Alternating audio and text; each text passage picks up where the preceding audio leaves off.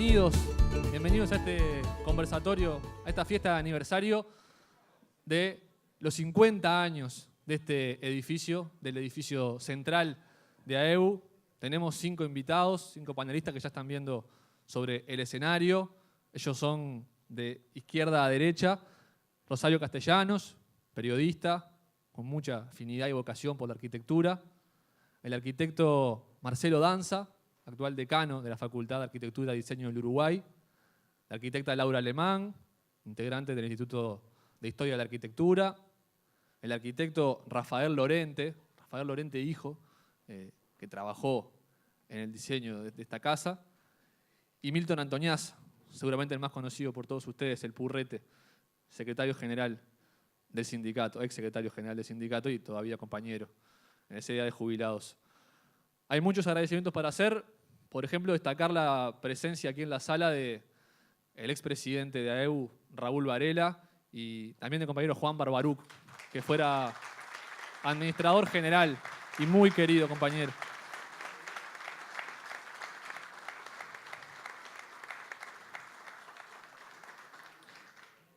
Comenzamos también con un saludo para la familia del compañero, el doctor Osvaldo Mantero de San Vicente, fallecido ayer, maestro, compañero, amigo, que con su generosidad y sólida formación jurídico-sindical supo prestigiar la sala de abogados del PIT-CNT y también colaboró con la jurídica de AEU y fue durante mucho tiempo uno de sus referentes principales, conjuntamente con el doctor Raúl Varela, y en esta misiva que nos manda el PIT-CNT se recorre su historia docente vocacional, contribuyó a la formación de varias generaciones de profesionales del derecho, tanto en el Uruguay como en Venezuela, este país donde debió refugiarse ante la barbarie que azotó a la Universidad de la República en la década de los 70. No solo se preocupó de formar profesionales, técnicos en derecho, sino sobre todo hombres y mujeres, conscientes del rol que el derecho tiene en las sociedades democráticas, alentando un espíritu crítico y en permanente contacto con la realidad. Nos han llegado también muchos saludos de felicitaciones por el aniversario, de gente que pudo venir y gente que no pudo venir a esta fiesta, que también nos hace llegar su saludo. Por ejemplo, la gente del CLAE, del Centro Latinoamericano de Economía Humana, en nombre del rector Andrés Lalán y el director de Desarrollo, Leopoldo Font, que también anda por acá, hacen llegar su saludo, su felicitación, se suman a los festejos de este ícono patrimonial de la Rambla Sur y también destacan la concreción del recientemente convenio marco de cooperación firmada entre el CLAE y AEU. También nos llega la comunicación y el saludo de la Asamblea Permanente por la Rambla Sur en estos 50 años de nuestra sede. Dice la carta, sin duda el edificio concebido por los arquitectos Lorente Escudero, Lorente Murel, su hijo aquí presente, y Lucich, ha sido uno de los más valiosos aportes de la arquitectura moderna al Frente Marítimo de Montevideo. Valoran el compromiso histórico de AEU con la comunidad e invitan a sumarse a su causa, que refiere al dique Mauá acá cerca, en defensa de la Rambla Sur y de nuestro patrimonio. Tenemos más saludos, por ejemplo, de Irene Cabrera, de la dirección del Museo de las Migraciones, también de la contadora María Elvira Domínguez, directora, representante empresarial del Banco de Previsión Social, también de compañeros de la Caja Bancaria, o Alberto de León, que representa a las empresas privadas en el Consejo Honorario de la Caja, al consejero, el contador Ariel Fernández, a Gustavo Guare, también muy conocido y muy querido por muchos aquí. Félix Martínez también nos manda su saludo, con gran satisfacción recibió la invitación, nos puede asistir, pero nos deja su mensaje. Baltasar Sartori, también un fraternal abrazo envía. La ministra de Turismo, Lilian Quechichian, que de esta perspectiva que ella nos cita en su carta, en el contexto del 50 aniversario de nuestra sede, hace llegar a AEU, institución, autoridades, dirigentes, trabajadores bancarios, todos, su cálido saludo y el deseo de una fraterna y feliz jornada y el reconocimiento por su significativo aporte a lo largo de todos estos años a esta construcción colectiva que es el Uruguay de todos. Tenemos al senador Rafael Michelini también, que demuestra su saludo y su cariño con una carta, con mucho afecto también, le agradecemos. Y al director general de Prosegur, de la transportadora de caudales, Oscar Ronda. Y por último, también a Palmiro Sanguinet, presidente, y Mónica Caetano, secretaria de la Cooperativa de Ahorro y Crédito del Centro de Suboficiales Navales, CACSON, que nos hace llegar su saludo a todos y a los que no llegamos a tiempo para leerlos. Muchísimas gracias. Y vamos a empezar con la oratoria del presidente de AEBU, el actual presidente de AEBU, Pedro Estéfano.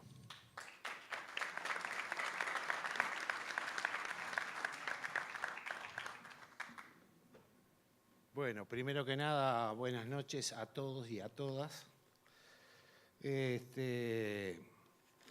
Yo evidentemente no voy a hablar de la arquitectura, de lo que es este edificio, que la verdad que sí, cuando vas caminando por la Rambla llama tanto la atención, y ahora con todas las luces que se le han colocado, que ha cambiado totalmente la fisonomía, y que vos lo ves y decís es una obra nueva, que esto, que lo otro, pero no, es una obra que tiene 50 años, pero ellos lo van a explicar mucho mejor, y sobre todo también el Purrete, porque el Purrete lo conoce desde antes que yo, si bien yo ingresé acá en este sindicato allá por el año 78, me trajeron engañado unos compañeros para hacer deporte, hacer los juegos que había de primavera en aquella época, y ahí nos fuimos metiendo, junto con compañeros que yo siempre los menciono porque los recuerdo y los quiero mucho, el Beto Casas, el Monito Vila, que trabajaban conmigo en el banco y fueron los primeros que me hicieron acercar a este sindicato. Hubieron muchos más después, pero no quiero nombrar a todos porque estos dos fueron con los que yo empecé a militar acá en este sindicato. Seguramente los que estamos acá, me da vergüenza hablarles de lo que es el sindicato, porque la gran mayoría lo conocen mucho antes que yo, no solamente por la edad, pero es la realidad. ¿Qué decir de Barbarú, que trabajó acá, que empezó con la formación junto con Lorente? ¿Qué decir de Varela, que ha estado ligado a este sindicato y que para mí, siempre que lo veo, la verdad que es un orgullo tremendo que siento, porque en definitiva Varela, junto con muchos otros compañeros más, son los que nos han guiado para seguir todo lo que hemos hecho durante todos estos años y la juventud que se sigue arrimando a este sindicato, y en definitiva es volver a empezar de vuelta, porque fue como empezamos, ellos nos hicieron que nosotros empezáramos esta militancia. Nosotros seguimos en la misma tesitura. Lamentablemente hoy en día no tenemos muchos jóvenes en la dirección, pero que los tenemos que seguir incorporando, los tenemos que seguir tratando. Porque este sindicato, como se llama, que es lamentable, pero no sabíamos que se llamaba la Casa del Trabajador 5 de Mayo. Para todos nosotros siempre fue AEBU, pero tiene un nombre cuando empezó esto, y era Casa del Trabajador 5 de Mayo, que dice mucho, ¿no? No es necesario hablar mucho más sobre el tema, la fecha, el nombre. Y creo que eso es las cosas que tenemos que resaltar. Acá en esta casa hemos vivido cantidad de infinidades de cosas, desde cuando aquellos juegos memorables que hacíamos allá por septiembre, 78 hasta el 80 y poco, y estuvimos haciendo, donde había cantidad de compañeros que seguramente muchos de los que están acá también participaban. Creo que eso fue como para seguir existiendo, para seguir estando, para seguir encontrándonos con todo lo que es este sindicato. Porque este sindicato, esta casa también, es de todos nosotros. Recorrerla, ver los lugares, cómo se trabaja, dónde están los compañeros. En aquellas épocas difíciles que nos teníamos que, para hacer una reunión, viste, se juntaban todas estas cosas de hacer campeonatos. Yo siempre jodo, campeonatos de ludo hacíamos acá. Veníamos a jugar un campeonato de ludo para poder juntarnos y estar entre todos acá. Y bueno, y esas cosas creo que son memorables. Son esas cosas que evidentemente esta casa nos ha dado continuamente. Vivir tiempos que fueron muy difíciles, inclusive a veces nos corrían, estábamos reunidos, yo no sé cómo hacían, pero sabían siempre quiénes estaban, quién no estaba, nos llevaban, estábamos 48 horas ahí en la calle Maldonado, allá abajo, no me acuerdo la otra, Maldonado, y no sé si es Paraguay o Río Negro, una de esas calles. Siempre que paso me acuerdo cuando nos llevaban para ahí, estábamos 48 horas. Yo le comentaba el otro día a un compañero, en una de esas veces que nos llevaron, yo me encargaba de hacer la cobranza en el Bafisú, en aquella época. Y claro, era de la época que usábamos el morralito, ¿se acuerdan? Aquel verde, que metíamos todas las cosas ahí. Y nos llevaron, ¿viste? Vinieron acá, nos llevaron, yo estaba con el morralito, ¿y ahora qué hago? Porque tenía todos los nombres de los compañeros, de los boletos. Nos metieron en una pieza, era ya de nochecita, y había una ventanita que daba hacia afuera, no sé si hacia un patio o hacia no tengo idea, les digo la verdad. Por también el susto que teníamos, ¿no? Éramos todos jóvenes por lo general. ¿Y yo qué empecé a hacer? Digo, ¿qué hago con estos boletos?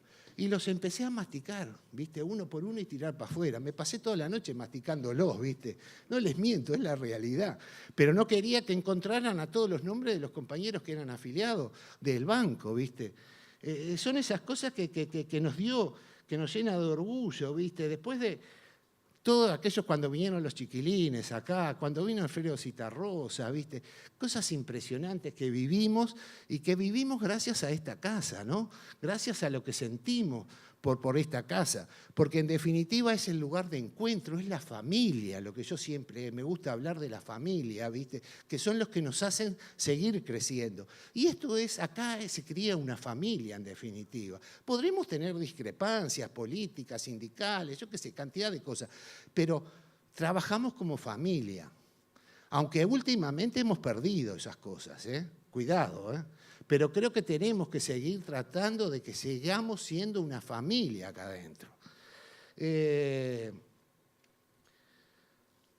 Después del 85 para acá, con todo, con la democracia, aquella barra que era impresionante, sobre todo me acuerdo de banca privada, que era de donde yo era, el Juanjo, Mario Busca, Gustavo Bernini, Marquito Saria, bueno, y algunos que tenían más edad, como Wilson Favale, compañeros que eran impensables decir de que no tenían que estar en el sindicato, porque ellos siempre estaban, ¿viste? Y cuando los necesitabas golpeaba la puerta y sabía que te atendían y estaban.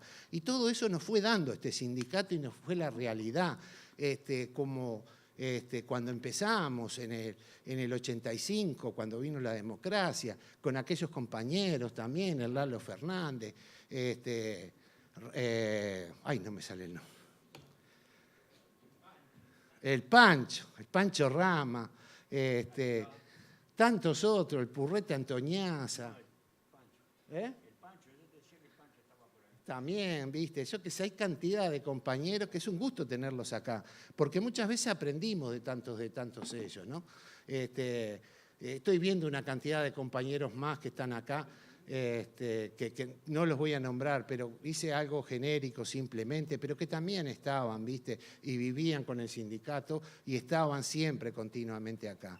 Y creo que esas son las cosas que tenemos que rescatar.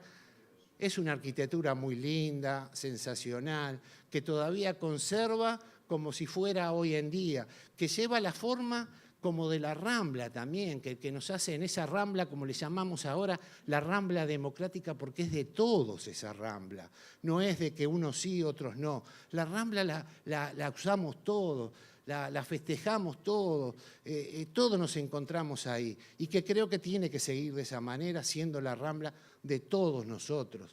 Por eso le llamamos la Rambla democrática últimamente.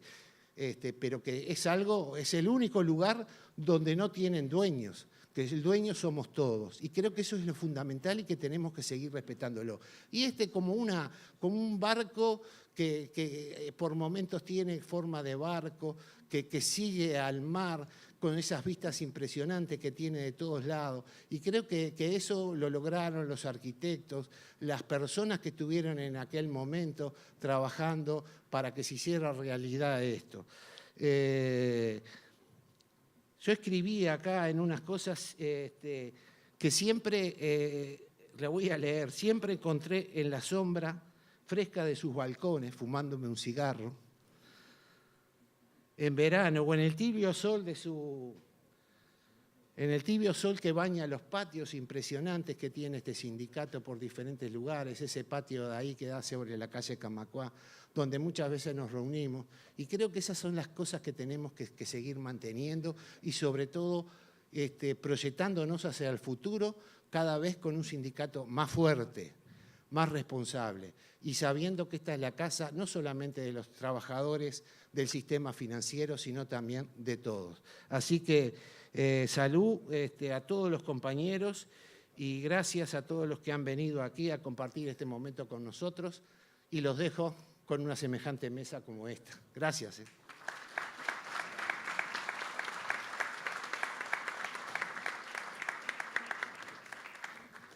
Ya vamos a arrancar el conversatorio. Este encuentro se está transmitiendo por Radio Camacuá en vivo y también por YouTube. De hecho, luego se podrá ver en YouTube. Si alguien se lo perdió, se lo puede pasar. El video con toda la charla va a quedar colgado en YouTube. Y también otra novedad es que hoy se instalaron en todo el edificio, en diferentes lugares, una serie de marcas con códigos QR para los visitantes que puedan obtener información mediante ellos. Van a quedar instalados allí y van a hacer una referencia para estudiantes, visitantes en general, que pasen por aquí. Y arrancamos a conversar un poquito sobre esta casa. Lo que los invito a los 5 es a interrumpirse, a opinar de lo que dice el otro. La idea no es hacer intervenciones así estancas, sino que conversemos. Incluso también la gente puede hacer su aporte, si quiere, levantando la mano o haciendo alguna seña, lo puede hacer. Y les tiro de la pelota a ver quién quiere arrancar. El purrete, rapidito. Adelante, sí. Secretario general del sindicato cuando se construyó este edificio. ¿Está prendido? Para arriba, para abajo. Está bien, ¿eh? ¿Está? ¿Me oyen? Sí. Bueno, vamos a empezar, porque si no empezamos, estamos saludando, y si hay que saludar a todos, hay una pila de gente que conocemos. Yo les quiero decir que la idea de este edificio, fue de una persona que se llamaba Aníbal Collazo. Fue el de la idea de hacer este edificio. Aníbal Collazo era compañero mío en el Banco San José. Y bueno, por eso yo estoy desde un principio. Fue allá por el año 65, después de la crisis fue, más o menos después de la crisis de aquella cantidad de bancos que cayeron. Y bueno, nos juntábamos y hacíamos este tipo de cosas. Collazo estaba, ya en aquella época, estaba preocupado porque existía otro sindicato bancario. Existía un sindicato bancario que estaba en la República, que nosotros le decíamos el Gordo Antunes, ¿no? Y bueno, después tenía otro tipo de apelativos que no quiero decirle. Entonces, ellos tenían una sede en la calle Agraciada y habían conseguido un crédito del Banco República y habían comprado un lugar en Pleno Pocitos. Y proyectaron en Pleno Pocitos un edificio enorme y abajo el gimnasio, la piscina, todo lo demás, que es el Club Banco República del día de hoy, ¿no? Ya proyectado ahí, vendieron los apartamentos de arriba y ahí financiaron todo eso. Después de nosotros tuvimos, bueno, me salté un pedazo, pero nosotros tuvimos una asamblea, estábamos en la época de Pacheco, tuvimos una asamblea, la inflación era enorme, ¿no? Una cantidad. Entonces llegamos a un acuerdo, un convenio colectivo que llegamos a un acuerdo, fuimos la banca privada, fuimos al Platense y arreglamos un convenio colectivo y pasamos de ganar tanto un 30% más. Un 30% de aumento. Era un disparate. Pero la inflación iba a todo lo que da, al galope. Entonces, a un compañero que también era del Banco San José, que se llamaba Jacobuzzi. Ustedes saben lo que era en la asamblea, cuando las cosas salen bien, todos aplauden. Y en el último momento, bueno, y ahora mociono para que tal cosa, y todos levantan la mano, mociono para que... Y entonces él mocionó en el último minuto yo mociono para que este aumento se lo demos todo a la asociación de bancarios. Vamos arriba, todo el mundo aplaudió. Era un montón así de guita. Era un montón así. Entonces, claro, Collazo va y le dice a un compañero que quiero que hace años que no lo veo, le dice al tesorero, que también era del Banco San José, que se llama Alberto Barreis, que está ahí presente, ¿no? Gracias, Beto, por venir, ¿no? Es un poco mayor que yo. Y bueno, ¿y qué hace Alberto Barreis? Como la inflación era grande, él no lo consultó con nadie. Agarró la plata y la metió en dólares. ¡Pah! ¡Qué lío tuvimos! Un lío político impresionante. Pero ¿cómo? Nosotros con el imperialismo, pero nosotros buscando el dólar. Pero era una cosa, bueno, ustedes se acuerdan, la mayoría de los que están acá, hay muchos que están acá que lo vivimos. Entonces, lo hicimos en dólares y mantuvimos el precio, porque la inflación era brutal. Entonces, compramos los terrenos estos, ¿no? Que estaban bastante baratos. Y yo qué sé, eran una cantidad eran casas viejas, antiguas, eran ya los prostíbulos, ¿cómo serían? Eran los prostíbulos viejos, los nuevos eran los de allá, los de la calle Piedra, ¿no? Así que imagínense, esto era lo viejo, lo que quedaban. Las casas estaban casi todas abandonadas, casas antiguas, entonces, pero eran una pila de padrones. Y tuvimos que conseguir un escribano. Y el escribano por Chile, que también era del Banco San José. Éramos todos del Banco. El escribano por Chile, que también era del Banco San José, no cobró nada y hizo todo, porque había gente de, no sé, las propiedades eran muchísimas, muy viejas, muy antiguas, y había que llegar para atrás y para atrás para tratar de escriturarla. Ahí empezamos todos, ¿no? Después, esa plata sirvió para comprarlo. Lo que teníamos que comprar. Después había que hacer el edificio. Había que hacer el edificio y entonces fuimos. Y en aquel momento había, no sé si ahora existe, pero yo lo digo así. Había problemas con respecto a que se lo damos a tal, se lo damos a fulano, se lo damos a Femengano, todo el edificio se lo damos. Entonces yo digo, se hizo un llamado a licitación. Hacer un llamado a licitación salía mucho dinero. Pero lo que pasa es que la Asociación de Arquitectos, ¿se llama Colegio de Arquitectos? La Sociedad de Arquitectos, cierto, disculpame. La Sociedad de Arquitectos protestaba y nosotros no vamos a ir contra un sindicato, teníamos que llamar a licitación. O sea, teníamos que llamar a licitación, a concurso. A licitación, no a concurso, perdón. Muchas gracias.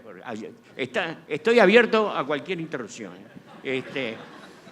Entonces, y llamamos a concurso y se presentaron 8 o 9, no me acuerdo, ¿cuánto? 80, más de 80. Nos salió un disparate, guita, porque había que pagarle a todos la maqueta, había que pagarle a aquello, todo. Ellos se presentaban, todo fenómeno macanudo. 80. Y además, casi todos bastante buenos, ¿no? En realidad, lo que nosotros le decíamos que tenía que ser un sindicato que es el primer edificio que se hacía para un sindicato, el primer edificio del Uruguay que se hacía para ser sindicato. No tenía otra finalidad. Generalmente los sindicatos siempre estaban metidos en la casa. Nosotros estábamos en la calle Buenos Aires, ¿se acuerdan? Una casa vieja. Está igualita ahora todavía. Bueno, entonces todos están metidos en casas antiguas. Entonces esto se hizo con esta condición. Se le pidió que fuera amplio, que tuviera lugares para hacer asambleas, sobre todo lugares amplios para hacer asambleas. Aquí tenía que venir la gente, nosotros teníamos que hacer un llamado para que viniera mucha gente y que discutiéramos y habláramos y todo lo demás. El primer piso iba a ser para el Consejo Central, el segundo para la banca oficial y el tercero, o al revés, no me acuerdo, para la banca oficial y el tercero para la banca privada. Y cada uno tenía sus salas, todas amplias, todas grandes, porque tenía que caber mucha gente, siempre iba a haber reuniones de distintas agrupaciones y tenía que haber... Y había espacios enormes, espacios grandes en los pasillos, para hacer asambleas o para hacer reuniones. Bueno, entramos después eso salió todo fue macanudo, empezamos a hacerlo, se contrató a Pérez Noble, se empezó a hacer, y cuando se empezó a excavar, en la mitad de la excavación, Pérez Noble protesta, yo qué sé, no se hace más, porque encontramos piedras y era de la muralla del Montevideo Antiguo. Bueno, que sí, que no se hace, que se hace, que sale mucho, que bueno, que no, nosotros no pensamos encontrarnos con esto, pero si se hubiera encontrado roca era peor, ¿no? Por lo menos encontramos las piedras ya cortadas, ¿no? Entonces, bueno, la cuestión es que la Junta autorizó, después de un tiempo, la Junta autoriza la construcción del edificio. Juan, si me equivoco, sí, no, después viene la parte de... Entonces, bueno, ahí tuvimos un parate, pero siguió. No teníamos más dinero, y salimos a buscar dinero. Bueno, ya la caja bancaria ya nos había prestado, ya le habíamos puesto a nombre de ellos la escritura. Nos queríamos cubrir por las dudas, ¿no? Esas cosas que uno siempre piensa. Además estaba Pacheco que rompía mucho los cocos por todos lados. Y bueno, entonces el tema pusimos todo a nombre de otra persona, como siempre, bien, pusimos el nombre de la caja bancaria. La caja bancaria es impoluta, se la dimos a ellos. Pero seguíamos nosotros haciendo. Gana Lorente era funcionario de ANCAP, de la División de Arquitectura de ANCAP, y ahí Lorente llama a un sobrestante, y él le da la confianza a Juan Barbarú, que hoy está presente acá, que es muy bueno verlo. Y don Juan Barbarú trabajaba también en la División de Arquitectura de ANCAP. Y bueno, Juan fue el hombre clave, el hombre que esto se hizo porque 1000 veces se paró o porque los caños no estaban de la manera, ¿cómo se llama? Las vigas no estaban de la manera suficiente. Bueno, las vigas no, estaban bien. Bueno, la cuestión es que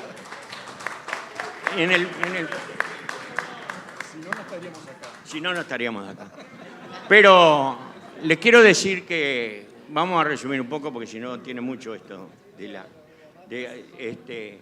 yo les quiero decir que esto se hizo con ya una de las cosas que Lorente nos explicaba era que se había hecho con elementos todos criollos, ¿no? Iba a ser ladrillo vista. Por primera vez, o casi de las primeras veces que se hacía el hormigón visto, ¿no? Que tiene uno. Y después el tema de la parte de adentro, que iba a ser toda de madera o casi toda de madera. Eso también trajo unas grandes discusiones internas. En primer lugar, las discusiones eran que era un palacio, que los sindicatos no pueden vivir en un palacio, que tenía que ser mucho más modesto, que el lambriz, habían algunos compañeros que decían que tenía que tener el lambriz lustrado, y bueno, después salió el lambriz de barrita. Yo creo que cada barrita de ese lambriz que hay era una opinión distinta de lo que era el sindicato. Era así, ¿no? Este edificio es emblemático por muchísimas cosas. Primero porque fue el primer edificio que se hizo para hacer un sindicato. Después porque se encontró elementos, el ladrillo visto. Había gente que nos decía que este era un horno de ladrillo. Ojalá fuera un horno de ladrillo, porque eso es divino, los hornos de ladrillo, y el olor que tienen es característico, ¿no? Pero que era... ¿Te cuesta trabajar? El horno, los horneros, yo que soy de afuera, me encanta. El otro día pasé por allá y sentí un olor, dije, ¿y ese olor? Era un horno de ladrillo que estaban prendando. Entonces les digo que llegamos a esto. Es un edificio que tiene muchas características muy importantes. Yo después voy a decir el significado social que esto tuvo y que nos sirvió, ¿no? Nos sirvió para muchísimas cosas, pero que costó hacerlo, costó mucho, que hubo discusiones, los que estaban a favor, los que estaban en contra, que esto era un disparate, yo qué sé.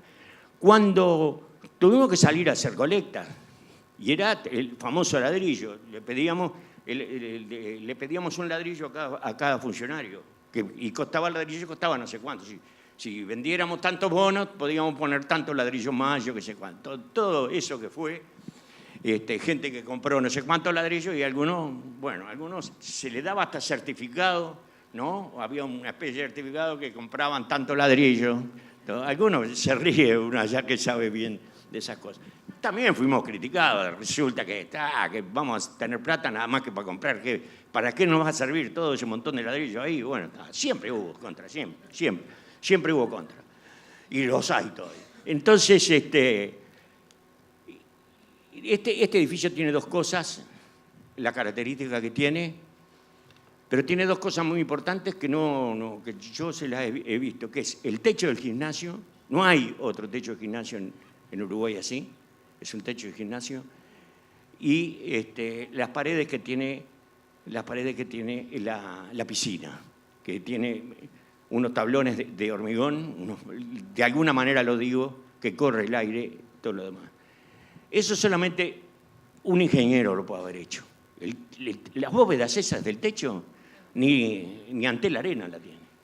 No la tiene nadie, ¿no? Y la hizo solamente un ingeniero, porque además del arquitecto había un ingeniero. Y el ingeniero está acá presente. Es Sazón, el ingeniero Sazón, Marcelo se llama, Marcelo Sazón, que con mucho gusto yo pido un aplauso.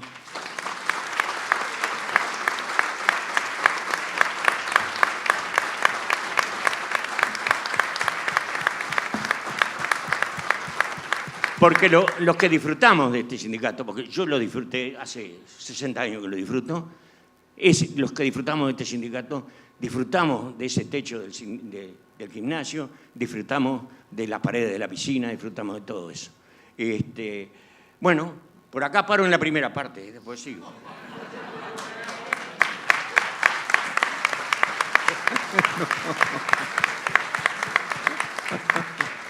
Bueno, muchas gracias, Purrete. Perdóname que te diga así, pero... No, está muy bien. Si todo el mundo, si me decís de otra manera, me voy. Bueno, yo les quiero agradecer a todos que hayan venido en este día de alegría y de festejo, ¿no verdad? Les quiero decir que para mí es un doble festejo. Primero, obviamente, por los 50 años de AEBU, ¿no?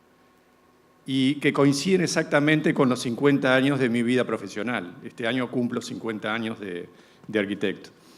Y los cumplo con AEBU, porque para mí este es el festejo más importante que puedo tener. Y lo digo así porque, como la vida es circular, empecé a los 25 años con esta obra, con mi padre, Lorente Escudero, y con Juanjo Lucich, y estoy finalizando, o he finalizado mi carrera de arquitecto aquí, acompañado por el arquitecto Cortazo, en una serie de trabajos en los últimos años que hemos emprendido para la Asociación de Bancarios. O sea que es comienzo y final. Eso mismo lo dije hace muy poquito, Laura Alemán lo sabe muy bien, en relación al Museo Gurvich, que es un proyecto que hice con el arquitecto Giordano, y que Gurvich fue mi primer maestro de pintura y de dibujo cuando yo tenía 21, 22 años. Allí mi primera obra fue la casa de Gurvich y mi última obra es el Museo Gurvich. Entonces, la Asociación de Bancarios y el Museo Gurvich cierran justamente principio y final para mí de una historia. De una historia que fue riquísima en aquellos años. Ni Juanjo Lucich, mi compañero de equipo, ni yo estábamos recibidos. Estamos entregando carpeta. Tuvimos la suerte de ganar un concurso de arquitectura, un concurso que fue uno de los más importantes que se celebraron en Uruguay. Se presentaron más de 80 proyectos. El asesor del concurso en ese momento fue el arquitecto Mario Paise Reyes, profesor de la Facultad de Arquitectura, un gran maestro de Arquitectura Nacional.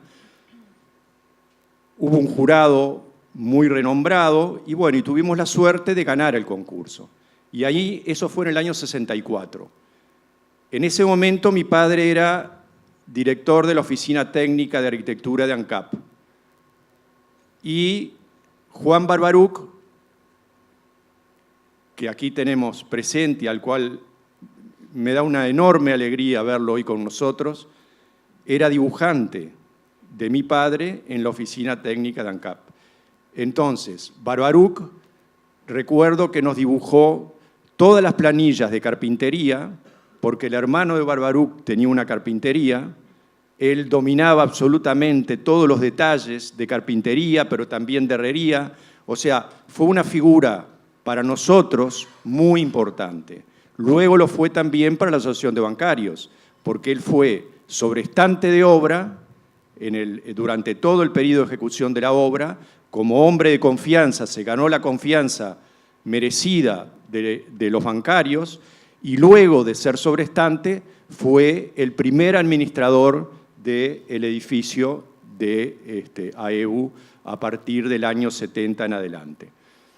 O sea que Barbaruc vino con mi padre desde el ANCAP, ¿no? Vino, y también recuerdo que el hermano de Barbaruc nos hizo una fantástica maqueta que se expuso en la Facultad de Arquitectura en fin de los años 60, que lamentablemente luego, con los avatares de lo que sucedió en la época, en el 74, la intervención, la dictadura, etc., desapareció aquella maravillosa maqueta hecha por el hermano de Barbaruc. Basilio Barbaruc, anota Sazón, muy bien. Bueno, cuando nosotros como arquitectos ganamos el concurso, el anteproyecto, mi padre era muy amigo de Eladio Dieste. Entonces lo llama a Dieste para proponerle trabajar como estructuralista en el edificio. Y Dieste en ese momento estaba formando su empresa, Dieste y Montañés, y le dice a mi padre: mirá, Lorente, yo tengo un ingeniero joven que es mi mano derecha y que va a ser mucho mejor, te va a hacer las cosas mucho mejor que yo. Ese ingeniero es Marcelo Sazón, que a partir de ese momento no solo fue un gran colaborador y un inmenso aporte para el edificio, sino también un gran amigo. Entonces, esa es la historia de por qué está hoy aquí Marcelo. Cuando mi padre se ausentó en razones de salud en un momento de la obra tuvo como director a Marcelo Sazón, con el apoyo de Juanjo Lucich y mío, obviamente. En aquellos años, yo no quiero hacer un análisis ahora de tipo arquitectónico, capaz que mis compañeros de facultad, Laura y el decano de la facultad pueden hacerlo. Pero sí quiero recordar algunas pequeñas anécdotas. Cuando hacíamos el concurso, nosotros no teníamos un estudio. Mi padre trabajaba en el ANCAP, Lucich y yo éramos estudiantes de 5º año de facultad, no teníamos un estudio formal. Entonces ahí alquilamos un estudio en la casa de una tía de Juanjo Lucich, en la calle Canelones.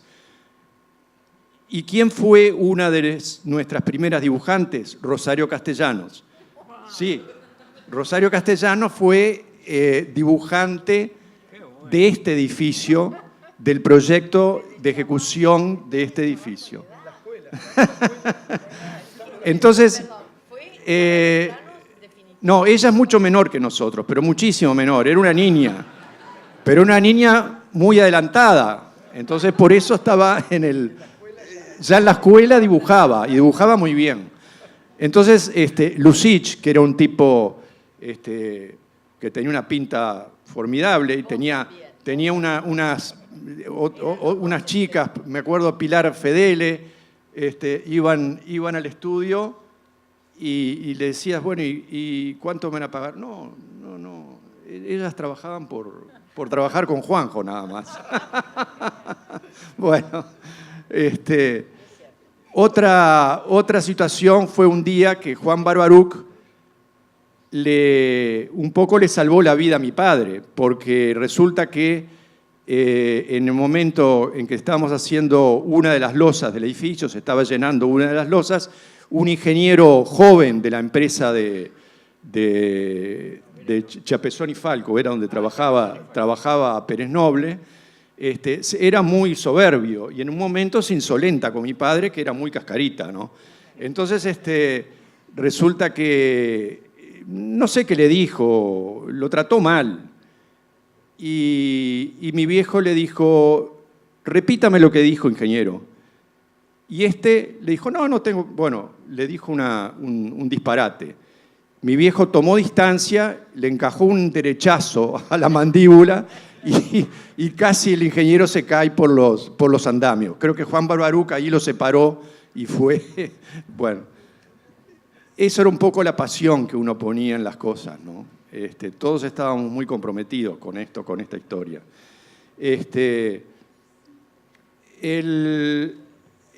Hay una cosa que dijo hoy el presidente cuando, en las primeras palabras, hablando de que esto era una familia.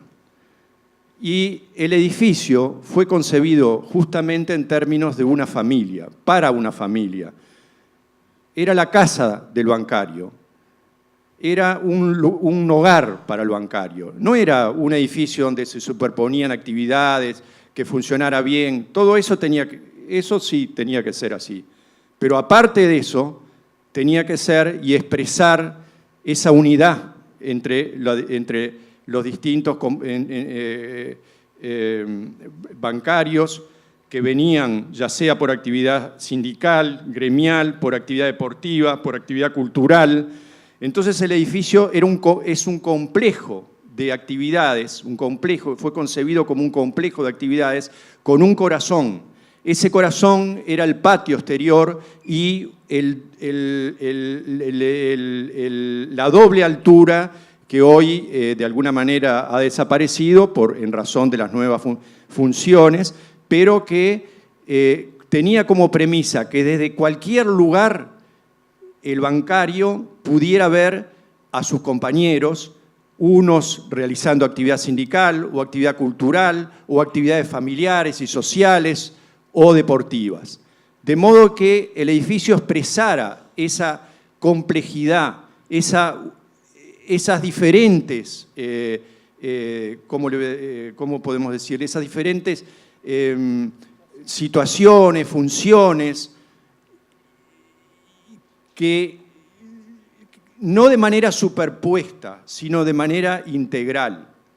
Y eso fue uno de los componentes, una de las ideas básicas de la arquitectura, que el edificio expresara todas esas cualidades. Otra es el lugar.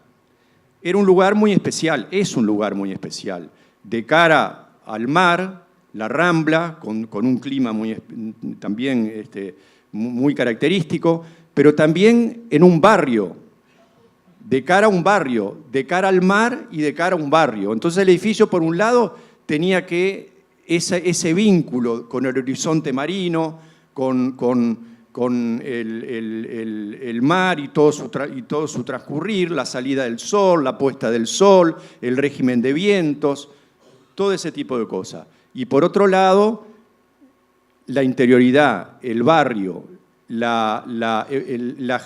ahí se generó una especie de corazón, un pequeño corazón de manzana. El edificio le hablaba al barrio, se integraba al barrio, se integra al barrio. Entonces, ahí hay una pequeña, como una plaza, por eso nosotros decimos que, por un lado, la ciudad construye la arquitectura, pero también la arquitectura construye la ciudad. Y este edificio se planteó en esos términos, en términos de construcción de ciudad. No como un objeto, por más bello que sea. Hoy en día está muy en boga el tema de la imagen, ¿no? El tema de la imagen es como fundamental. Entonces se dejan de lado otros aspectos. Esos aspectos que son la interioridad, que son la espacialidad y que hacen más al edificio como uso que el edificio como imagen. Por más que la imagen ha flotado y ha transcurrido al cabo de estos 50 años, ¿no? Bueno, básicamente un recuerdo finalmente para mis compañeros, en primer lugar para mi padre, Lorente Escudero, que como todos ustedes saben fue un gran y notorio arquitecto y que tuvo con nosotros la grandeza y la generosidad de aceptar el mensaje de la generación joven. Él permanentemente se fue reciclando y porque aceptó ese mensaje, el equipo se integró y pudo, digamos, aceptar los nuevos tiempos de arquitectura en esos momentos. Bueno, finalmente les quiero agradecer de nuevo a todos. Yo estoy muy feliz, he pasado estos últimos años muy feliz en el edificio. Quiero agradecerle también a García, que ha dialogado muchísimo, que nos ha permitido, digamos, resolver una serie de situaciones anómalas que se habían planteado a lo largo del tiempo y que, bueno, por suerte las hemos ido superando. También felicitar a García porque dentro de muy poquito, también se jubila. Bueno, le cedo la palabra ahora a mis compañeros. Muchas gracias.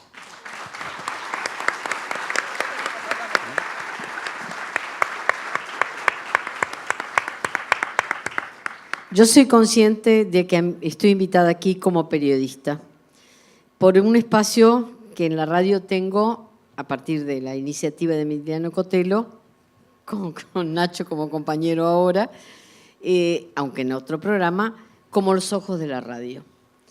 Pero mi pasaje por la Facultad de Arquitectura es la que me ha dado todos los elementos para mirar ciudad y para respetar profundamente a los arquitectos y a su arquitectura cuando es buena.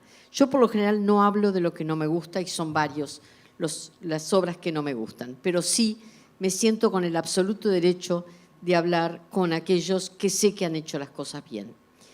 Pali se refirió a la funcionalidad de este edificio. Yo creo que es mucho más que eso, que es un aporte a la ciudad.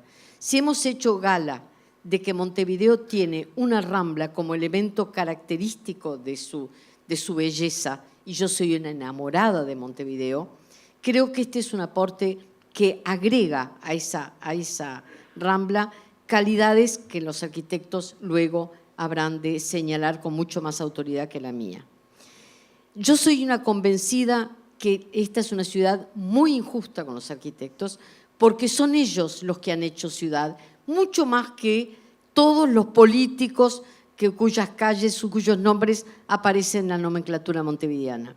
Por eso, cada vez que menciono una gran obra y un gran aporte a la ciudad, no puedo dejar de recordar nombres como el de Lorente Escudero, Lorente Murel o Juanjo Lucich. Por supuesto, yo no estaba en la escuela, yo estaba recién ingresada a la facultad y otra mentira que quiero dejar claro, tanto Pali como Juanjo eran espléndidos ambos dos, razón por la cual una joven estudiante como yo iba encantada a colaborar con ellos, aparte de que eran fantásticos. Y no puedo disimular la edad porque si miro a mi derecha tengo un sobrino acá, tremendo hombrón, Gonzalo Pérez, que no me va a dejar mentir nunca, porque me acuerdo de su nacimiento cuando mi padre apareció con una botella de champagne en el sanatorio para celebrar su nacimiento. De manera entonces que ya no puedo mentir, pero en definitiva quería aclarar eso. Es decir, creo que en momentos en que estamos hablando de yo a mi entender, disparate que se pretende para el dique de Magua, para el edificio, no, de las carboneras, de la cosa del gas, que como único argumento tiene que va a dar mucho trabajo, pero que va a ser una afrenta a la Rambla montevideana, destacar los valores de un edificio que se ocupó fundamentalmente de respetar el entorno y valorar ese entorno, me parece que no es una condición menor.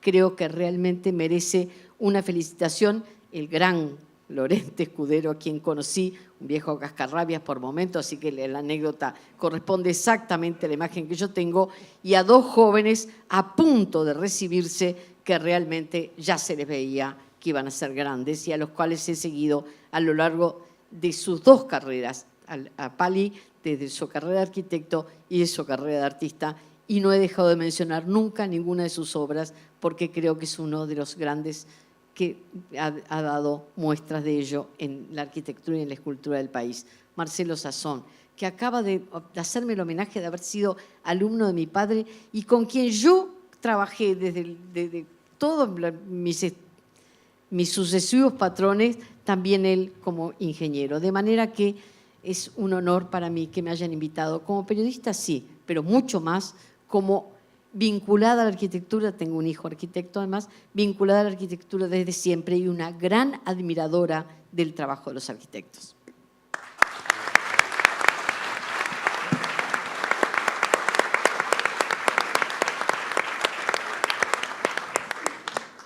Bueno, a mí me gustaría, va a cambiar un poco el tono de la conversación porque no tengo tantas referencias así autobiográficas, soy mucho menor en realidad.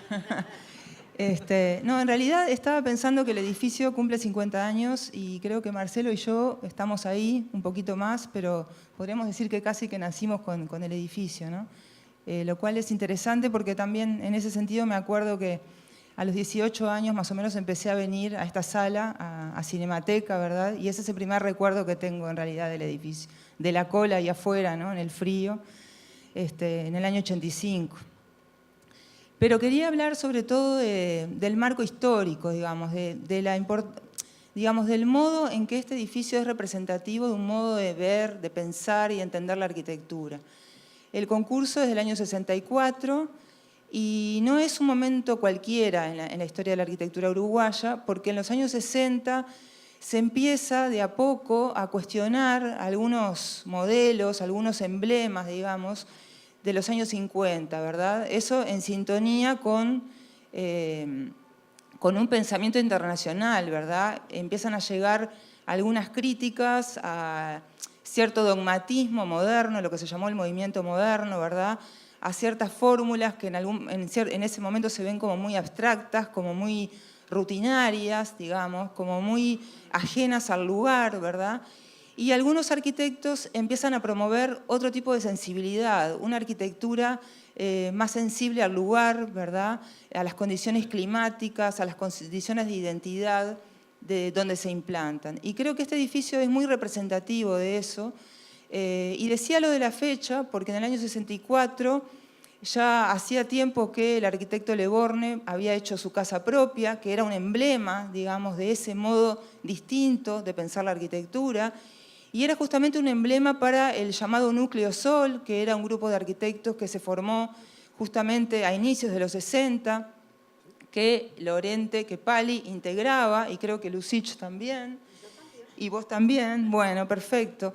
Y que justamente tenía un discurso que a mí me parece una de las etapas más interesantes de la historia de la arquitectura uruguaya, porque era un discurso que si bien replicaba algunas críticas que se hacían a nivel internacional, tenía un sabor muy propio, tenía algo muy, muy lindo, muy, muy uruguayo, ¿no? Y bueno, decía, en el 64 entonces ya hacía tiempo que Le Borgne había hecho su casa, estaba proyectando la casa para el escultor Lorieto, estaba reformando la casa para Augusto Torres, hijo de Torres García, ¿verdad? Por otra parte, el concurso, el asesor del concurso es nada menos que Mario Paíser Reyes, como se dijo recién, que hacía 10 años había construido su propia casa en Carrasco, ¿verdad? Y todo esto generaba un clima, digamos, la gente, los arquitectos que estaban pensando y discutiendo en ese momento, estaban tratando de algún modo salirse de un modo de hacer arquitectura que consideraban ya agotado, caduco, impertinente, en el sentido de que no era apropiado, digamos, para el Uruguay. Más allá de lo que uno opine, ese era el clima, ¿verdad? Ese era el clima naciente de los años 60, y aquí muy cerca tenemos, por ejemplo, el edificio Ciudadela, que es un edificio que representa justamente ese otro modo de hacer arquitectura que se cuestionaba, ¿no? La apelación permanente a la pared vidriada, el prisma, ¿verdad? Una arquitectura que a estos arquitectos de los 60 les parecía inadecuada o por lo menos que no tomaba en cuenta algunas condiciones propias del lugar, ¿verdad? En que se implantaba. Y entonces decía, este edificio, el edificio donde estamos hoy, cuyo cumpleaños estamos celebrando, no es así por casualidad, ¿verdad? Hay un clima espiritual, hay un clima de pensamiento doctrinario en aquel momento que es para mí uno de los momentos más interesantes de la vida de la arquitectura uruguaya y que tiene algunas influencias, ¿no? Cuando uno, a mí me pasa, cuando venía al cine, a los 18 años no tenía mucha idea de qué era este edificio, ni me importaba demasiado, ¿no? Pero luego, con los años, después de haber estudiado arquitectura, y uno empezás a ver las cosas de otra manera, a entender algunas cosas, ¿no? Entonces ahora quedan muy claras, por ejemplo, la influencia de algunos arquitectos como Álvar Aalto, ¿verdad? Que estaba, de Stirling también. Estaba recordando el otro día algo que leí cuando era muy joven, cuando en un momento una entrevista a Álvar Aalto, donde él dice que él es funcionalista, que era un poco el lema que tenía esa arquitectura, ¿verdad?, de los 50, pero que él considera dentro de las funciones la función psicológica, ¿no? Y eso me quedó grabado y creo que este edificio es un ejemplo de eso, digamos, si podemos decir que cumplimos con varias funciones, que el edificio cumple con varias de las funciones que tiene asignadas, lo hace desde esa perspectiva de generar espacios que sean lindos, agradables, que generen determinadas situaciones visuales, espaciales, anímicas, ¿verdad? Y esto también, creo que también la integración del jurado, ¿verdad?, que premió al edificio, también es interesante. Y si uno lee, estuve justamente leyendo el fallo del jurado y las cosas que el jurado valoraba en ese momento, ¿no? Y una de las cosas que dicen justamente es que quieren premiar a aquellos edificios que trasciendan lo meramente funcional, que no sean simplemente una máquina que cumpla con determinados requerimientos, sino que aporten algo más allá, que tengan un plus, digamos, ¿no?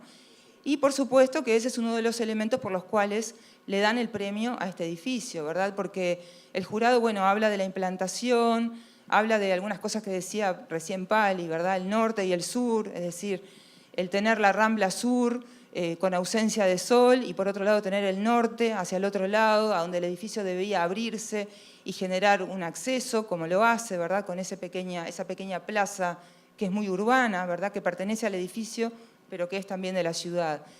Y el jurado habla de una cantidad de cosas, bueno, de la implantación, la dificultad que plantea el terreno, ¿verdad?, que es en declive, que es triangular, que está en la ciudad vieja, nada menos, ¿verdad?, y la dificultad del programa, el otro desafío, ¿no?, un programa que incluía actividades gremiales, culturales, sociales, deportivas, es decir, la dificultad de articular todo eso en un solo volumen que a la vez pueda integrar todo eso sin ser una mera adición, digamos, de cosas diferentes, ¿no?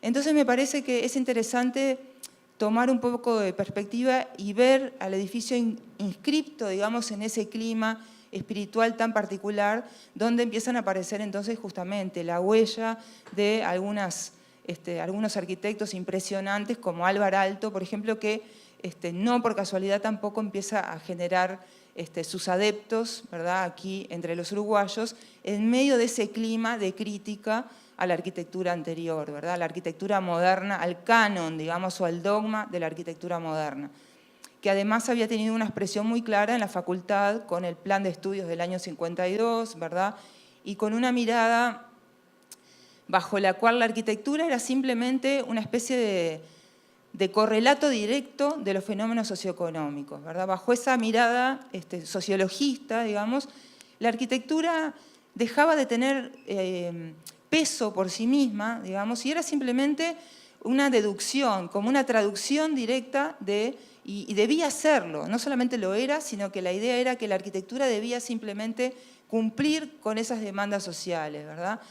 Entonces, y yo creo que por suerte, en esos años 60 eso se empieza a cuestionar, ¿verdad? Y sin renunciar a los compromisos sociales de la arquitectura, se empieza a reivindicar cierta autonomía relativa del saber disciplinar, es decir, entender que el proyecto es materia, forma, espacio, y que no es una mera traducción directa de condiciones socioeconómicas, como tampoco lo es la literatura, la música y todas las otras ramas del arte o del hacer que uno quiere imaginar, ¿verdad? Y creo que eso fue una ganancia, fue una apuesta positiva porque permitió generar edificios como este, ¿verdad? Que son sensibles al lugar donde se insertan y que aportan, que son ellos mismos una ciudad. Este edificio es una ciudad en la ciudad, ¿verdad? Y que intenta, y creo que lo logra, respetar el lugar donde está inserto, tener cautela, tener humildad, que es algo que hoy es poco común, poco habitual, ¿verdad? Un poco lo que decía Pali hoy, no es el objeto bello que se posa, digamos, sobre cualquier lado, sino que es un edificio, un objeto, sí, pero que trata de construir él mismo ciudad, ¿verdad? Bueno, dejo por acá y le paso.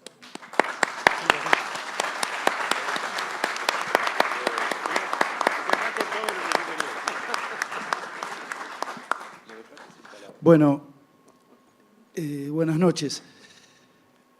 La verdad que es un honor enorme estar acá. Yo le voy a pedir un acuerdo antes de empezar.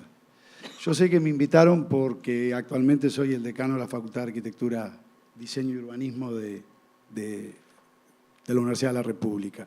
Pero les voy a pedir que me permitan no hablar de ese lugar en este momento. Creo que de algún modo lo que puede decir la facultad como facultad y como saber disciplinar, como lugar donde de algún modo se cuida el acervo arquitectónico, se proyecta, etcétera, creo que estuvo fantásticamente representado en lo que dijo Laura Alemán, de quien somos compañeros de generación, dimos juntos Historia de la Arquitectura, éramos los dos apasionados alumnos de Mariano Arana, que tanto tiene que ver también con todo esto, de alguna manera. Le voy a pedir que me permitan hablar como un arquitecto más, un admirador de Rafael Lorente Murel, que escuchó hablar por primera vez de este personaje mítico cuando escuché su nombre y de cómo él se hablaba a inicios de los 80, segunda mitad de los 80, con una persona que estaba en España, viviendo en España, y a quienes mis profesores del momento, Juan Bastarrica, Tomás Sprechman, Rubén Otero, etcétera, admiraban. Yo simplemente como un alumno más de la facultad, en las correcciones, escuchaba hablar entre ellos de que si alguna había recibido una carta del Pali, en que estaba, de tal o cual obra. Alguien, imagínense, una persona de 18, 20, 22 años, que escucha a sus profesores, a quienes admira, hablar de alguien más de esa manera. Así fui que conocí al Pali. Tiempo después, en el 93, tuve esas cosas maravillosas a la vuelta del viaje, que también hicimos con Laura, el viaje de arquitectura, de que Mariano Arana me invitara a colaborar con él en un libro que estaba preparando con la editorial Dos Puntos, Julio Gaeta, sobre Lorente Escudero.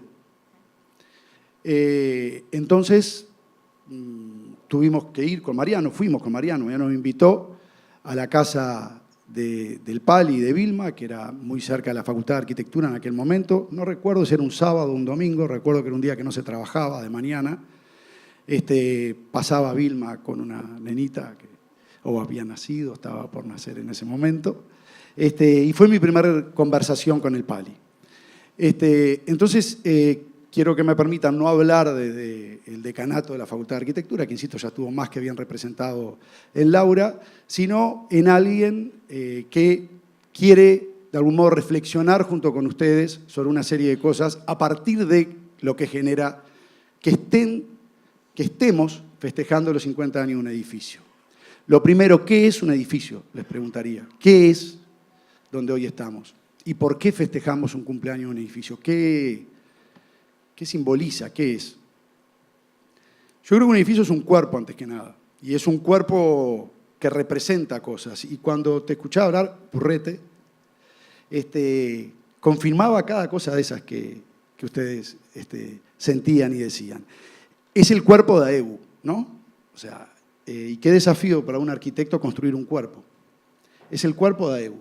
Algo que estaba, que tenía un espíritu, que tenía unas ganas, que tenía un momento, logra materializarse en una corporeidad, verse, verlo, tener una identificación a partir de un edificio. Si la ciudad es un cuerpo colectivo, los montevideanos habitamos juntos y construimos juntos un cuerpo que habitamos entre todos, alguna de sus partes son los cuerpos de sus actores. Y ningún cuerpo es casualidad. Laura describió el ADN quizás del edificio en cuanto a su construcción cultural, ideológica, etc. El cuerpo de este edificio y la intensidad que tiene y el modo en que lo viven es producto, sin duda, de un momento histórico. Me encantaría que acá hubiera muchísimos jóvenes. Me encantaría que acá hubiera muchísimos estudiantes de arquitectura, arquitectos jóvenes. Porque creo que, de algún modo, lo que pasó en el 64 en el concurso, lo que pasó después, la construcción, etcétera, son mensajes para recoger y proyectar al futuro. Creo que lo que está pasando hoy también es, de algún modo, metáfora de muchas cosas que debieran estar pasando en el Uruguay de otra manera. Cuando el Pali ganó este concurso tenía 24 años. 24 años. Y no era el único, quiero decir. Era un momento en donde los estudiantes de arquitectura, los arquitectos, los jóvenes, estaban siendo protagonistas. Pero no, como dijo el Pali, es verdad, su padre, Lorente Escudero, tuvo la generosidad de abrir el estudio para que ellos pudieran trabajar. Pero abrió el estudio para que ellos pudieran trabajar porque los jóvenes reclamaban ese espacio. Obviamente hay padres que lo generan, otros que no, pero los jóvenes reclamaban ese espacio. El Grupo Sol se oponía a lo que había en el momento, y esa es la historia de la cultura. Entender el parricidio como una situación positiva necesaria para el crecimiento.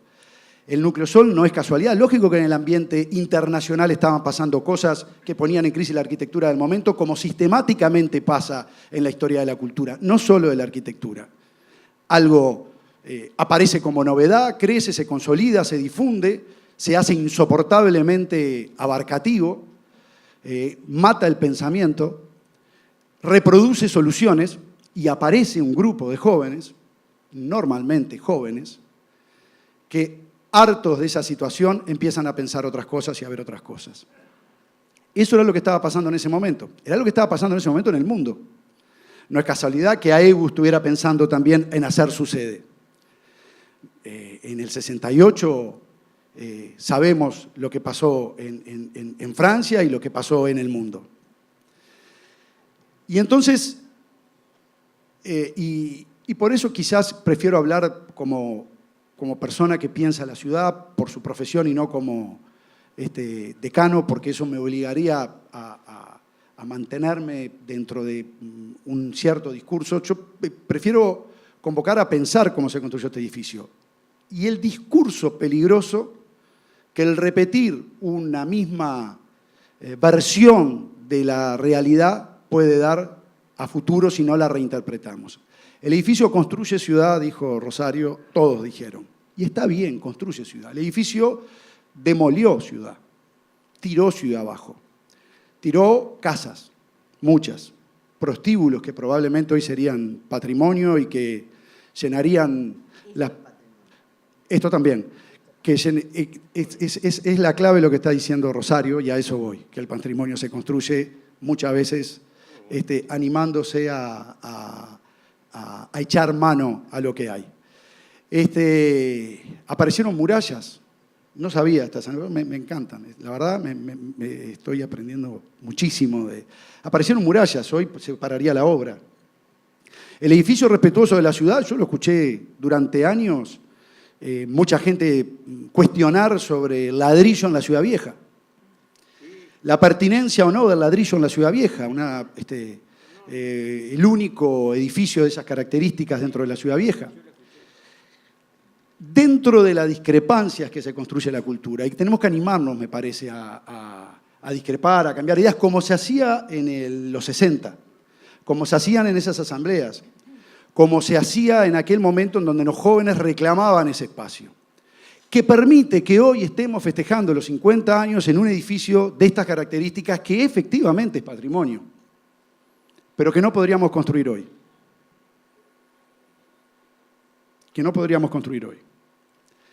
Creo que por lo menos vale la pena pensar y reflexionar. Creo que este tipo de edificios, con las características arquitectónicas que tiene, la calidad arquitectónica que tiene, cómo se generó, de dónde viene, cómo lo sienten.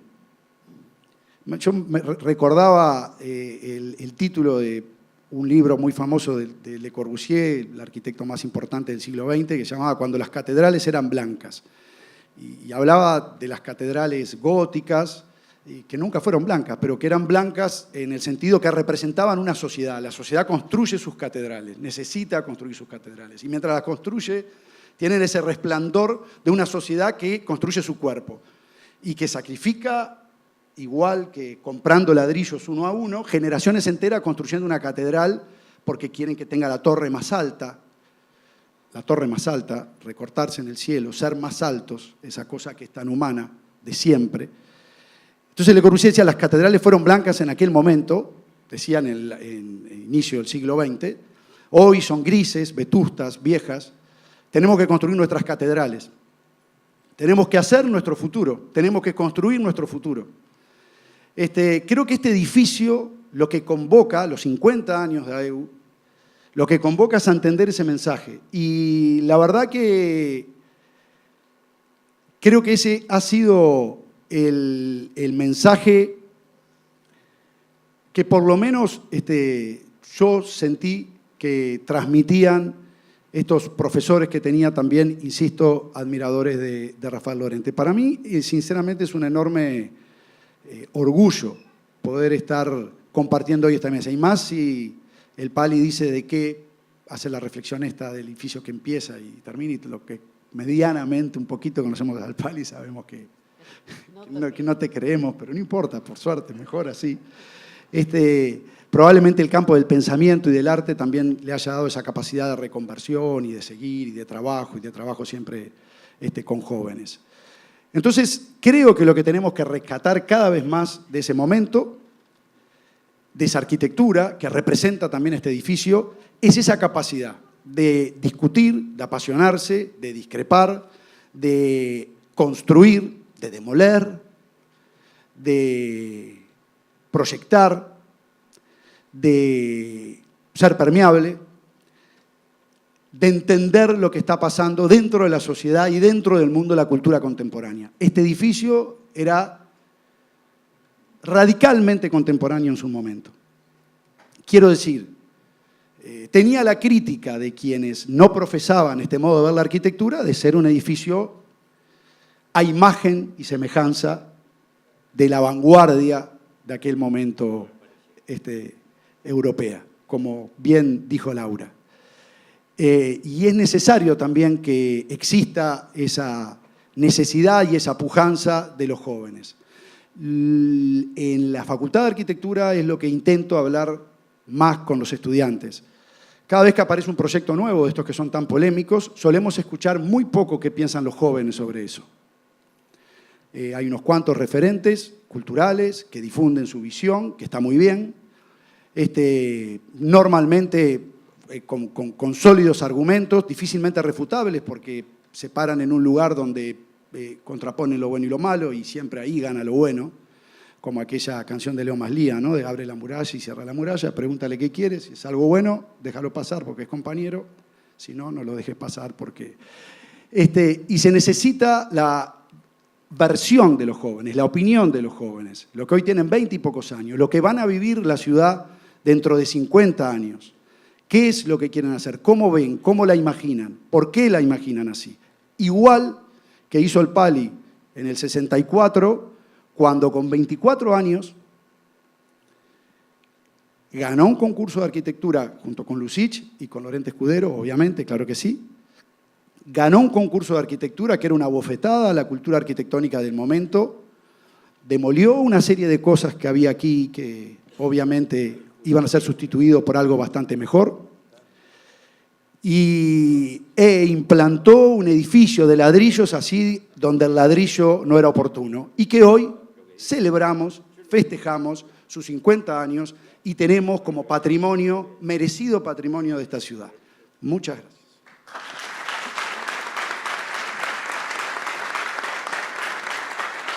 Yo de atrevida voy a permitirme responder algo que acaba de decir el decano.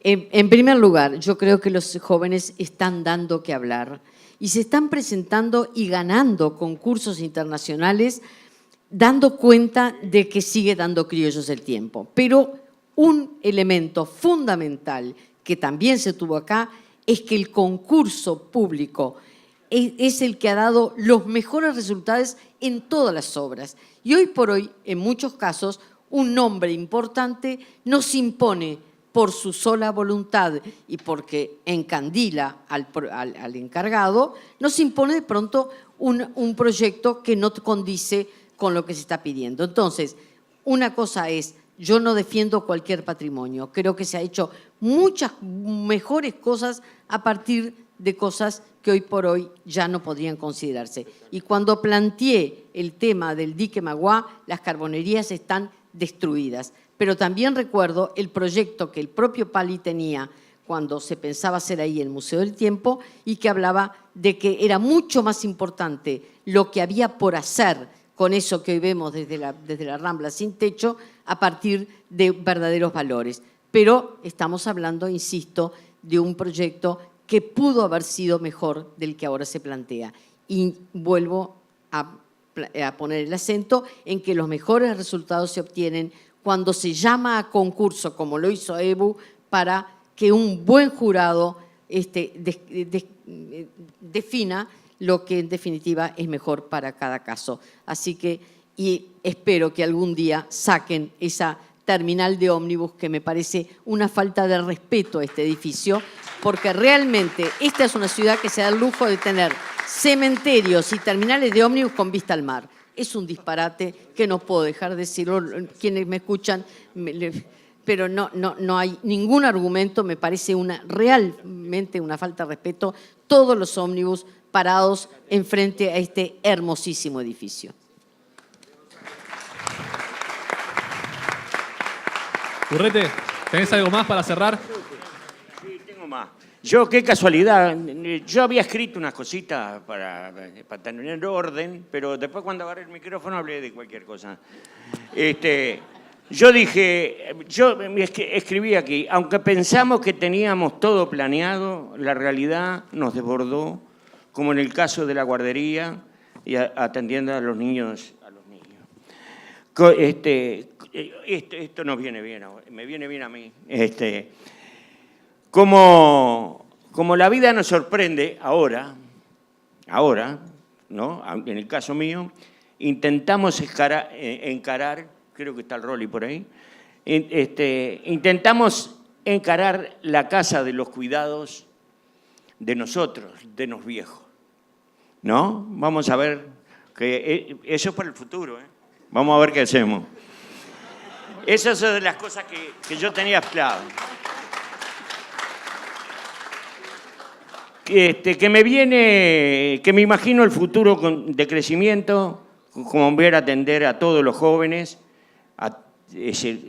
Me viene la imagen de un futuro con crecimiento, como volver a interesar a los jóvenes. Yo creo que tenemos que hacer una biblioteca multimedia, Wi-Fi, servicios de impresión, sala de estudio, juegos en línea, todo ese tipo de cosas. Me lo dijeron, ¿no? Pero hay que ser. Y bueno, en la arquitectura y el urbanismo necesitamos la participación de todos los afectados. No es solo la belleza en sí, también valoramos cuando compartimos la creación de la realidad urbana y aprendemos a querer e integrarnos a la ciudad. Eso lo escribí y ustedes lo dijeron, lo repito nuevamente. Yo quiero decirle que este edificio lo hicimos todos nosotros. Acá hay una pila de compañeros que estuvimos acá en el edificio. Quiero una parte a los funcionarios, ¿no? Porque los funcionarios estuvieron en las buenas y en las malas, sobre todo en las malas. Esto es como los funcionarios estuvieron muchos meses sin cobrar y venían igual. Y bueno, como decía acá el arquitecto, porque realmente me interpretó todo lo que yo de alguna manera quise decir, este es un edificio con alma, ¿no? El alma de nosotros. Lo queremos y lo compartimos con los compañeros porque los compañeros tenían que estar acá y se jugaron todo. Algunos fueron en cana, muchos, ¿no? Y estaban por ser solamente funcionarios de aquí. Entonces, tiene mucha cosa muy importante. Vuelvo a repetir lo mismo, un edificio con alma. Nada más. Muchas gracias.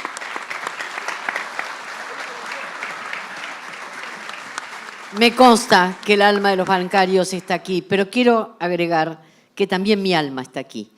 Tengo, con relación a este edificio, 2 recuerdos absolutamente imborrables. Yo en los bancos no tengo un peso, por lo tanto, ni empleada bancaria ni banquera. Pero de aquí se llevaron preso a mi padre un 19 de junio de 1974 y me avisó un funcionario a mi casa cuando a mi padre se lo llevaron al cilindro municipal. No me puedo olvidar de eso porque fue junto a la dirigencia en ese momento quien habían venido a dar junto a Delía una conferencia sobre Artigas y entendió que nadie se lo podía llevar por delante cuando le vino a advertir en la cafetería que estaba la policía y se lo llevaban. De manera que, y por otro lado, el único hijo que tuvo vino a la guardería de AEBU. Por lo tanto, no puedo dejar de recordar lo que fueron sus instancias en la piscina de este hermoso lugar. Así que 2 recuerdos que también mi alma, que no tiene nada en relación a ustedes que están en la platea, está con ustedes.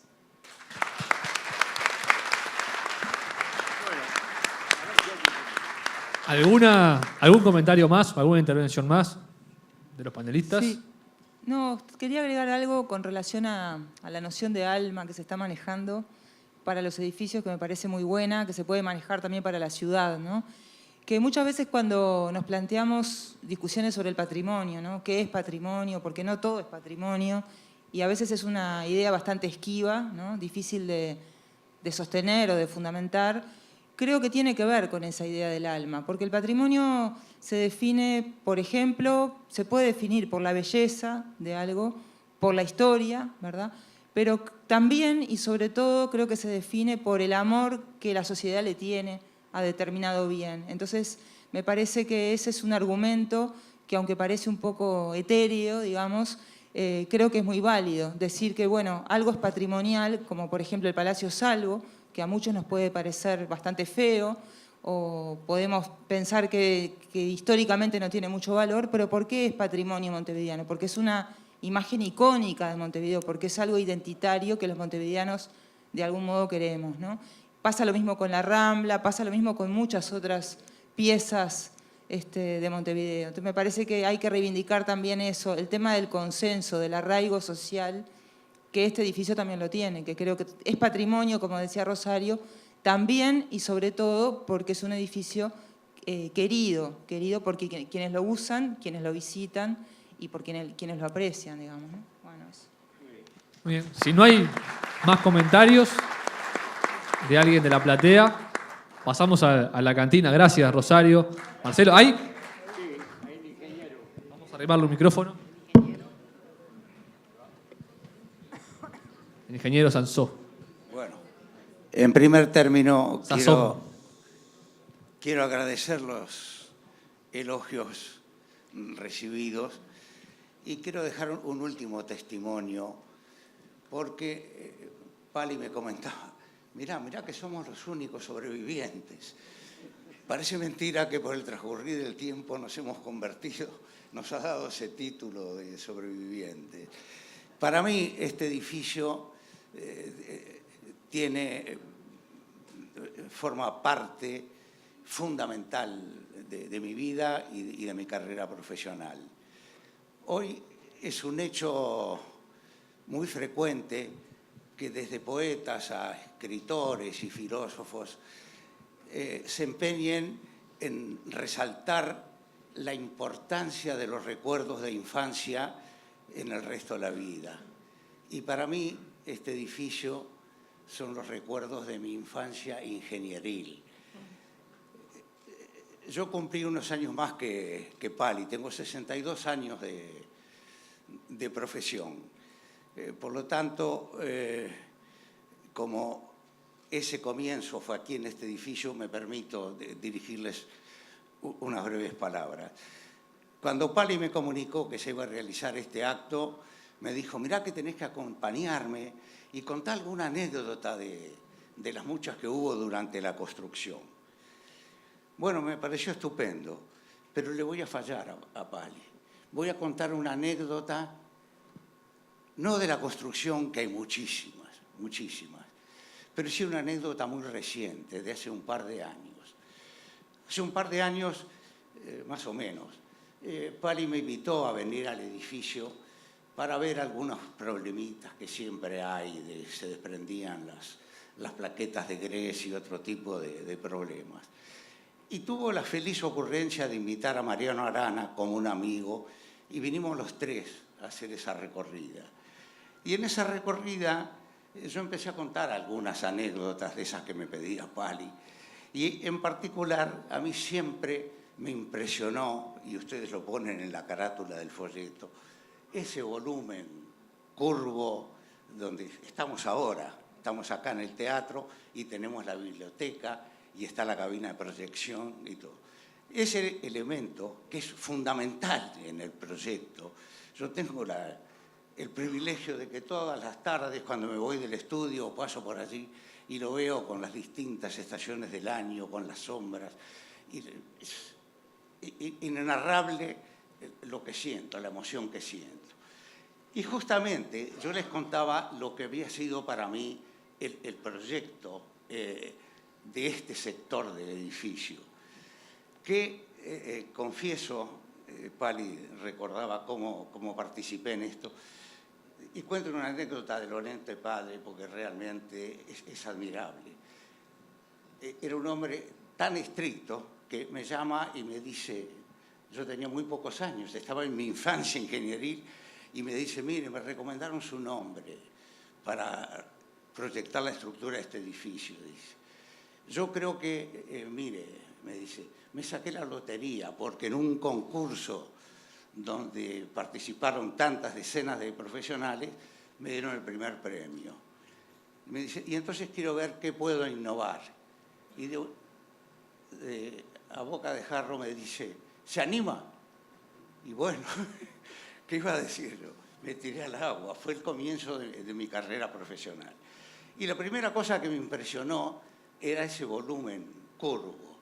Y confieso con total humildad que me pasé una semana en la facultad estudiando las vigas curvas y demás, cómo se podía resolver ese volumen fantástico que tenía la curva y después la contracurva, porque tiene un punto de inflexión en el medio. Se pasaba de la convexidad a la concavidad. Y no encontré en ningún libro nada parecido. Me estudié todas las teorías de vigas curvas y demás, hasta que me convencí que estaba perdiendo el tiempo, que lo que había que inventar era algo, y se me ocurrió la idea de que todo este volumen, más la cabina para y todo, fuera una estructura espacial que fuera desde la medianera de Acción, el diario Acción que de aquel momento, y el cuerpo del gimnasio y la piscina, donde para peor había una junta de dilatación que era fundamental porque eran dos volúmenes totalmente distintos. Entonces les contaba estas anécdotas a Mariano y a Pali de lo que había significado para mí el convencerme de qué hacer para resolverlo, que no los voy a fatigar a ustedes porque es un tema totalmente técnico. Pero sí les dije del entusiasmo que me había despertado poder proyectar eso. Y estábamos en la biblioteca está aquí arriba.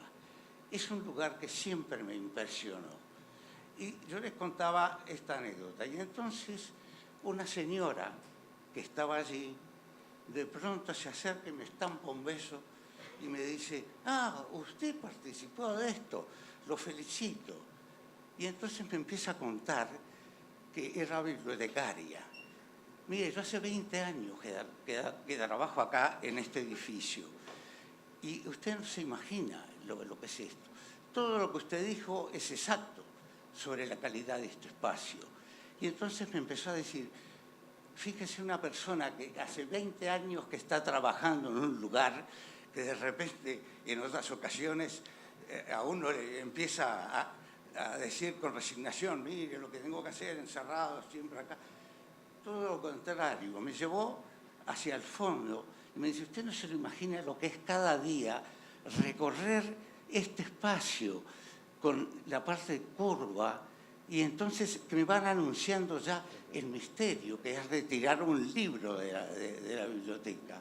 Y entonces, con una emoción, yo diría, casi poética, la invito a Rosario que escriba una historia sobre la poesía de los anaqueles curvos. Me decía, usted no se imagina el placer que experimento cada día. Y yo creo que ese es el mejor homenaje al equipo de arquitectos, que generaron un espacio que los invito a ustedes, si quieren, a recorrer, a ver si sienten esa emoción, y que a mí me llegó siempre y me emociona profundamente. Y creo que es el mejor homenaje a ese equipo de arquitectos. Y una última reflexión. Cuando Antoniazza decía recién del techo del gimnasio y del muro curvo de la piscina, esos fueron todos trabajos que elaboramos con Pali y con Juan José Lucich, con una total libertad, que yo le agradezco a Lorente, que nos dio esa libertad total, a Lorente padre. Y quiero decir que todo eso fue objeto de unas maquetas que las hizo Basilio Barbaruc, a quien le rindo homenaje, por supuesto, junto a Juan, que fue el pionero, el pionero total de este edificio. Es un crimen que esas maquetas yo no las he podido recuperar y que hizo las maquetas tanto del muro ese de la piscina como del techo del gimnasio, que hoy realmente me siguen emocionando como el primer día. Entonces quería dejar ese homenaje a estos héroes de esta leyenda, que es en la que es hoy este edificio. Perdónenme el tiempo.